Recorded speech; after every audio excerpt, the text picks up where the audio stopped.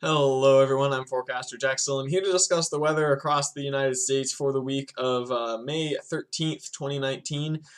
Starting out here, this is the map from this morning.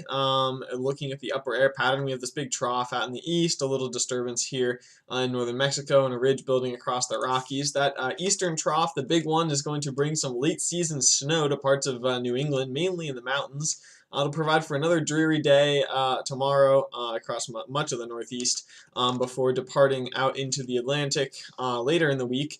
The focus will then shift to this big storm moving into California, another unseasonably late occurrence here.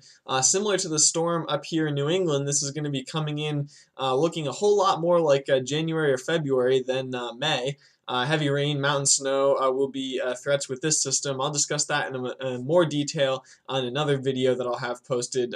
So head on over to blog.weather.us to get the post with both of these videos. Meanwhile, a big ridge building across the center of the country should provide for mostly quiet weather on Thursday in the plains. The one exception to that is going to be a little disturbance. You can actually see it better if you click down to the 500 millibar vorticity map.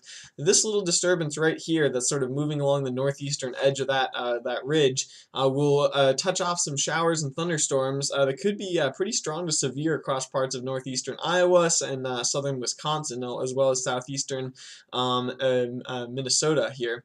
The thing that we're going to be watching there is for a big line of storms called a mesoscale convective system, and if you want to know what that is, more about it, I have an entirely separate blog entry devoted to discussing MCSs, so be sure to check that out.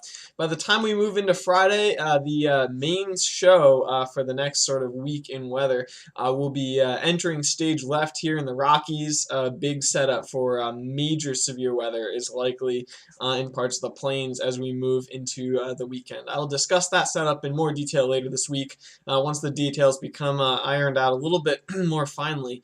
But all indications are pointing to a pretty major event that could be setting up here for Saturday and into Sunday, and then as that trough reloads potentially next week, we could be looking at many more severe weather setups. So lots to follow in the next week or so of weather. We have all the tools to help you do that here at weathermodels.com and weather.us, so be sure to take advantage of those. Lots of great opportunities to observe the atmosphere in action are forthcoming.